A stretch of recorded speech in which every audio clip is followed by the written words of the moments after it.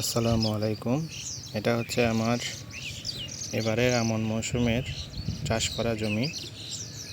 এটা হচ্ছে আমাদের স্থানীয় ভাষায় এই ধানের জাতটাকে বলা হচ্ছে ভারতীয় পাইজাম। এখন পর্যন্ত আমার জমির বয়স হচ্ছে আজকে 18 তারিখ। সে অনুযায়ী প্রায় 21 দিন হচ্ছে জমির বয়স। এখনও কোনো সার দেওয়া হয় নাই, কারণ এই এলাকাতে ধান রোপণের পর থেকে এখন পর্যন্ত প্রতিদিন অনেক বেশি বৃষ্টি হচ্ছে, যার কারণে সার দেওয়া হয় না। কারণ এগুলা দেশীয় জাত, সার এমনিতে কম লাগে, তো সেই হিসাবে এখনও সার দিই নাই।